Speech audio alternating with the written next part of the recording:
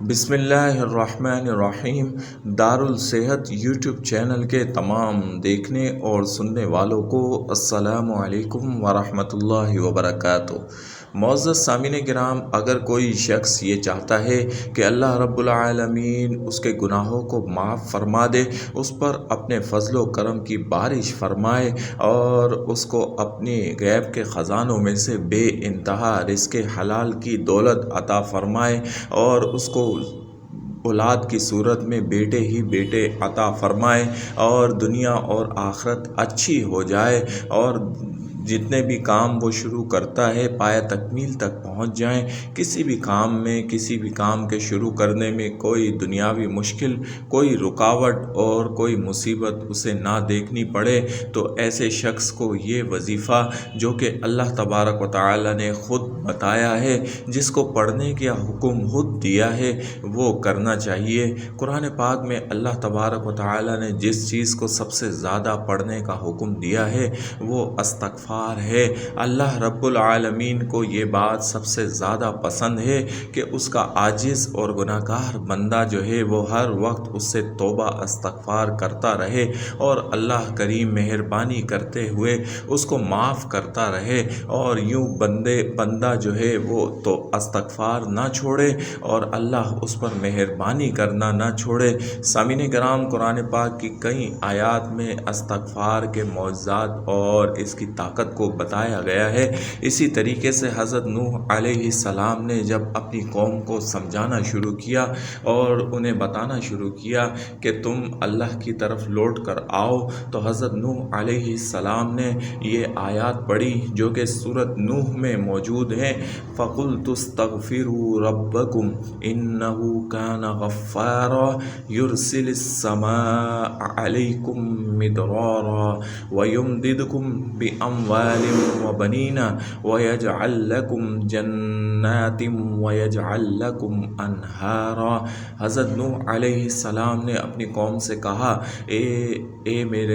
میری قوم کے لوگوں، اپنے رب سے معافی مانگو، بے شک وہ بڑا معاف فرمانے والا ہے۔ وہ اس معافی کے بدلے میں تم پر موسلا دھار بارش بھیجے گا اور اس معافی کے بدلے میں مال اور بیٹوں سے تمہاری مدد کرے گا اور اس معافی کے وجہ سے تمہارے لیے باغات بنا دے گا اور تمہارے لیے نہریں بہا دے گا۔ یہ حضرت نوح علیہ السلام کے تبلیغ کے آغاز کے دنوں کی آیات ہیں کہ آپ اپنی قوم کو اس طریقے سے سمجھایا کرتے تھے۔ باقی تمام پیغمبران اس دین نے بھی اسی طریقے سے اپنی قوم کو سمجھایا، اور سب سے پہلا جو عمل، جو وظیفہ ان کو دیا، جو عبارت ان کو دی، وہ استغفار ہی تھی۔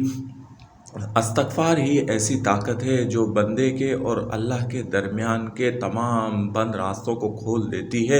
اور اللہ بندے پر مہربان ہونا شروع کر دیتا ہے۔ جب آپ اپنی غلطی کو مانتے ہیں اور اس کی توبہ بھی کرتے ہیں تو پھر ایسا ہو نہیں سکتا کہ اللہ رب العالمین آپ کی توبہ کو قبول نہ فرمائے۔ اللہ توبہ کو قبول کرنا پسند کرتا ہے۔ اپنے بندے کا رونا، عز و انکساری کے ساتھ مانگنا اور توبہ کرنا اس کو بے حد پسند ہے۔ تو سامعین کرام، اگر آپ چاہتے ہیں زندگی آسان ہو جائے، زندگی کی مشکلات آسان ہو جائیں، تمام معاملات آسان ہو جائیں، مقاصد پورے ہوں، مصائب دور ہوں، رزق کی تنگ دستی، مالی پریشانی ختم ہو اور اللہ بیٹوں اور مال کے ذریعے سے آپ کی مدد فرمائے، تو جو وظیفہ پیغمبروں نے اپنی قوم کو دیا، جو وظیفہ اللہ نے ہمیں پڑھنے کے لیے دیا، اس وظیفے کو اپنا معمول بنا لیں۔ پورا دن آپ چلتے پھرتے استغفر اللہ استغفر اللہ استغفر اللہ استغفر اللہ استغفر اللہ پڑھتے رہیں۔ آپ اپنی زبان کو استغفر اللہ کی